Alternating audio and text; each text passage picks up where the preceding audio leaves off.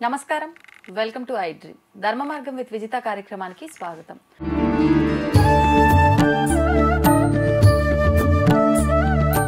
నమస్కారం గురుగారు. ఓం శ్రీ మహాగణాధిపతయే నమః. గురుగారు, సాధారణంగా మనం దేవాలయాలకు వెళ్ళేటప్పుడు పాటించాల్సిన నియమాలు కానీ ఆచరించాల్సిన విధానాలు కానీ ఏమైనా ఉన్నాయా? ఇప్పుడు మనం ఆచరిస్తున్నప్పటికీ తెలిసి తెలియక కొన్ని తప్పులు చేస్తూ ఉంటాం. అలాంటి తప్పులు ఏమైనా ఉన్నాయా చేయకూడనివి? తెలియక చేసే తప్పులేంటమ్మా? అంటే ఇది కరెక్టే అనిపిస్తుంది. దేవాలయంకి వెళ్ళినప్పుడు ఎన్నెన్నో చేస్తుంటాము, అది మన వరకు కరెక్టే అనిపిస్తుంది. ఎవరైనా మీలాంటి వాళ్ళు ఉంటే అది అలా చేయకూడదమ్మా అంటారు. వాళ్ళు చెప్పే వరకు మనకు తెలీదు, ఫస్ట్ మనం వినం. ఆయన నువ్వు చెప్పేది అంటే నేను చేసేది అందరూ ఉండరు కదండి. 90% అలానే ఉన్నారమ్మా. ఓకే, 90% అలానే ఉన్నారు. వినేలా చెప్పండి. జుట్టు విరబోసుకొని వస్తుంటే జడ వేసుకొని రమ్మని అని చెప్పి నా మీద ఎంత ఫైర్ అయ్యారు నాకు తెలుసమ్మా. ఆ గులోకి నన్ను నిషేధించారు. మీరు ఫైర్ అయితే చెప్పుంటారు మరి. పారాయణ నేనేదో జపం చేసుకుంటున్నా, అమ్మ వచ్చింది, అమ్మ కాస్త జుట్టు ముడి వేసుకోవచ్చు కదమ్మా అన్న. ఆ టెంపుల్కి సంబంధించి చైర్మన్ కుదురుతా ఆవిడ.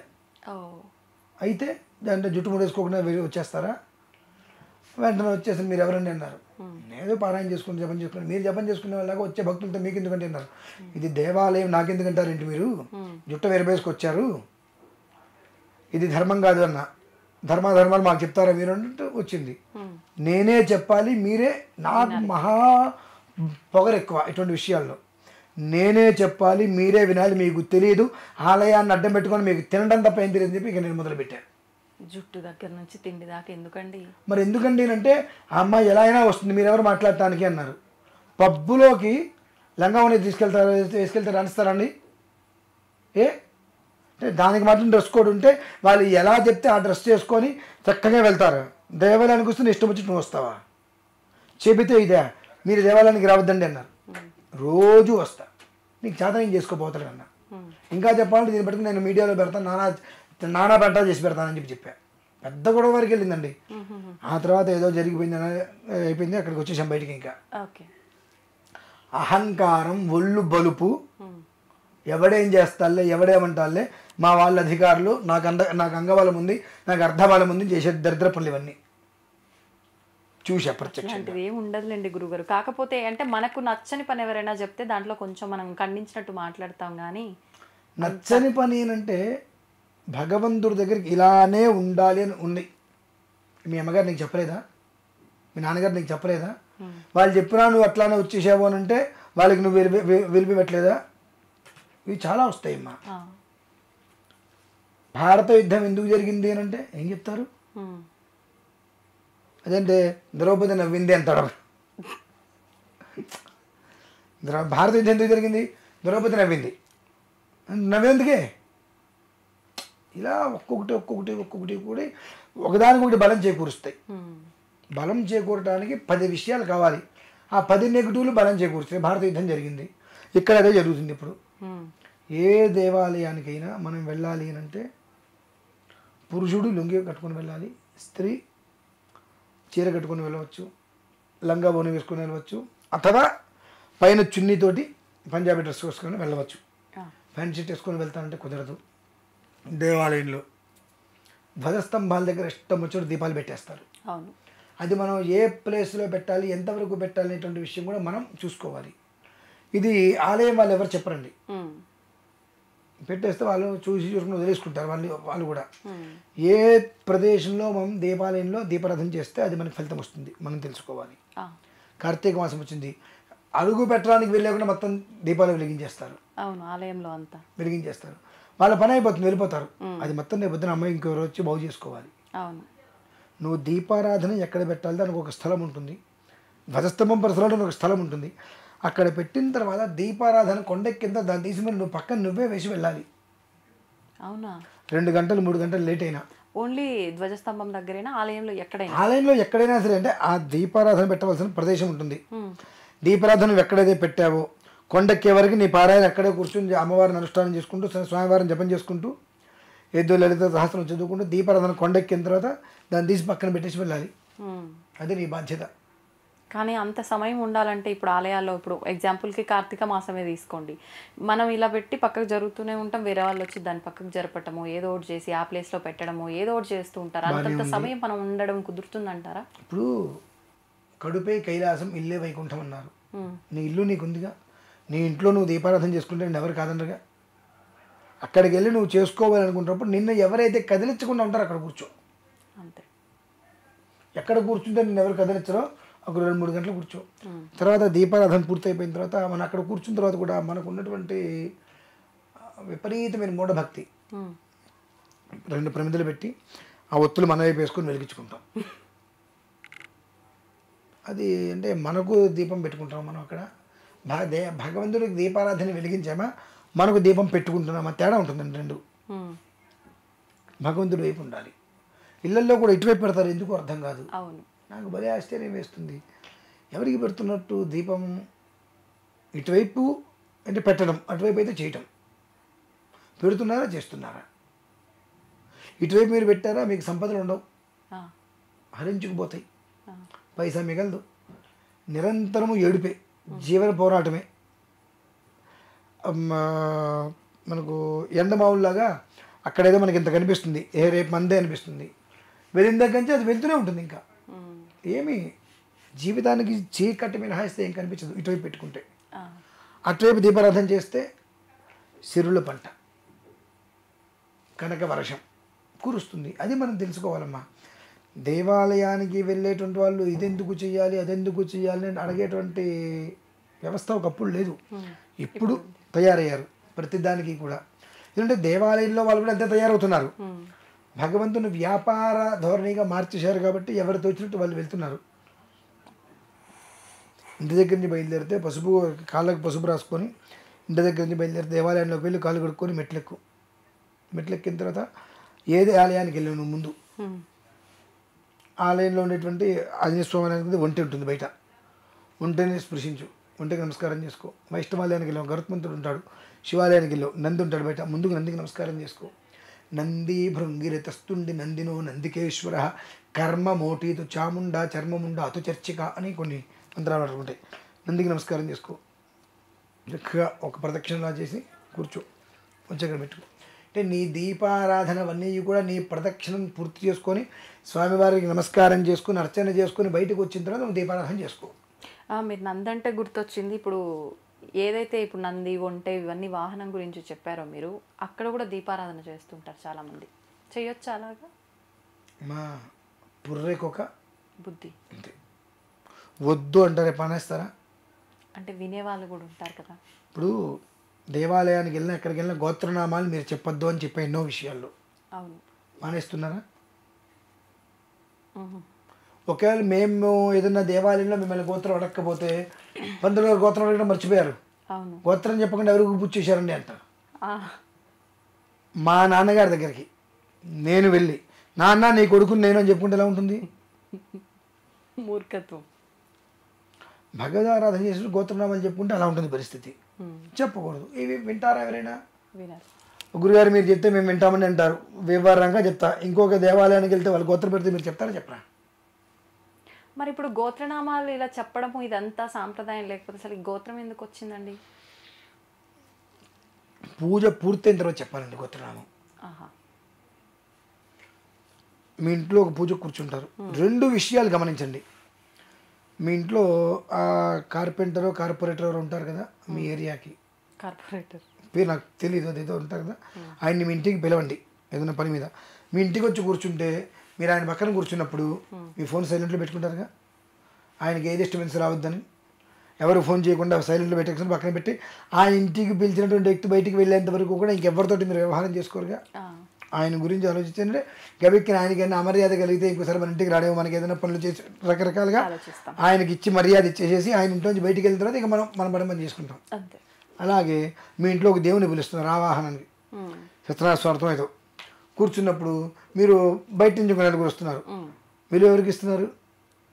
నిజం మాట్లాడుకుందాం, జనాలకే ఇస్తారు. జనాలకి ఇస్తున్నారు. ఈయనకెందుకు, ఈయనకి నువ్వు విలువైనప్పుడు అక్కడ నువ్వు కూర్చోవడం దానికి, ఆయన విలవడం దానికి, ఆయన అవమానించడం దానికి. ఆయన్ని పిలిచి నువ్వు అవమానించావు, అక్కడ నీ గోత్రం పేరు చెప్పు. ఎవరు అవమానించింది? ఫలానా గోత్రం వాడు, ఫలానా పేరు వాడు ఏం చేశాడు, నిన్ను పిలిచి అవమానించాడు.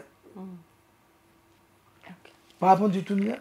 మరి ఏం చేస్తారంటే మంత్రహీనం, క్రియాహీనం, భక్తిహీనం, హుతాశన. పూజ పూర్తయిన తర్వాత నీళ్ళు వదిలిపెట్టాలి. అంటే మంత్రంలో కానీ, పూజలో కానీ, క్రియలో కానీ ఎక్కడైనా ఏదైనా కనుక ఒక అపరాధం జరిగితే క్షమించు తండ్రి అని చెప్పి నీళ్ళు వదిలిపెట్టేస్తారు. అప్పుడు పూజ ఎవరు చేశారని వస్తుంది. అప్పుడు మన గోత్రం పేరు చెప్పుకోవాలి. లాస్ట్ మీకు గుర్తుందో లేదో, శ్రావణ శుక్రవారం రోజున మనం కూడా అదే చేసాం.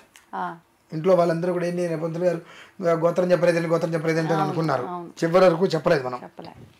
అంటే మొదట్లో చేసేటప్పుడు 10 రకాల కోరికలు కొడతాం.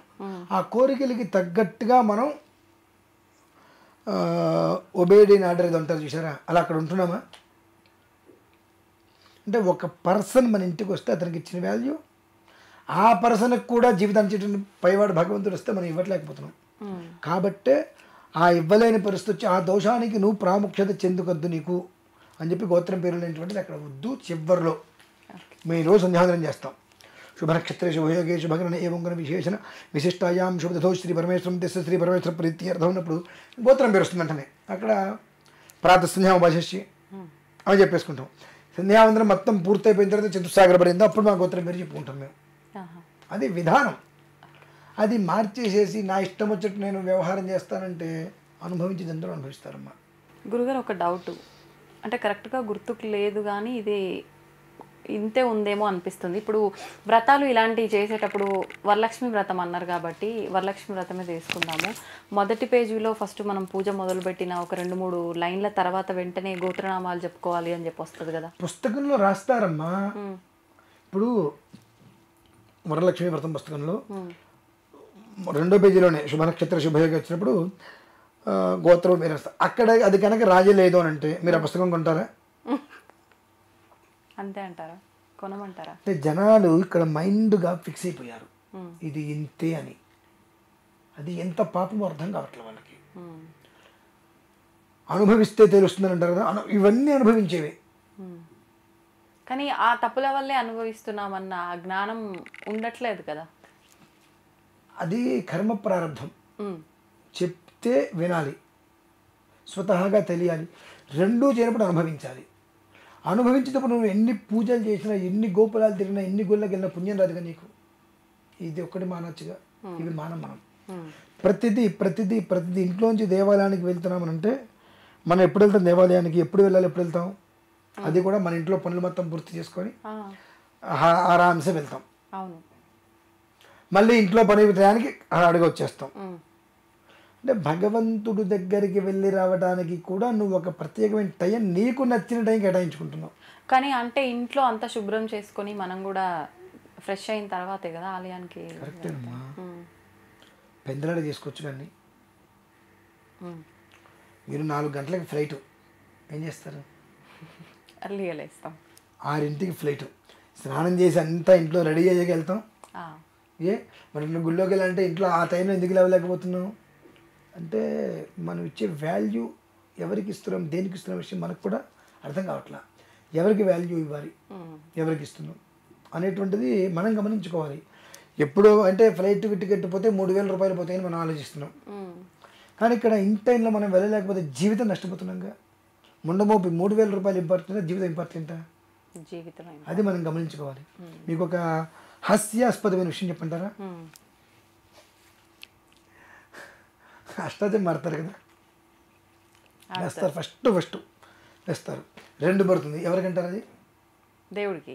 అదే అష్టాపడితే మనం కాయిన్ ఎక్కిస్తాం. కాయ అంటే కనీసం ఆటల్లో కూడా పెద్ద బంధం పడితే మనం దేవుడికి వెళ్ళలేకపోతున్నాం. ఆటల్లో కూడా పెద్ద బంధం పడితే దేవుడికి మనం వెళ్ళలేకపోతున్నాం, చిన్న బంధం పడితే దేవుడికి ఇస్తున్నాం. ఇక మనం దేవుడిని ఎలా అడుగుతున్నాం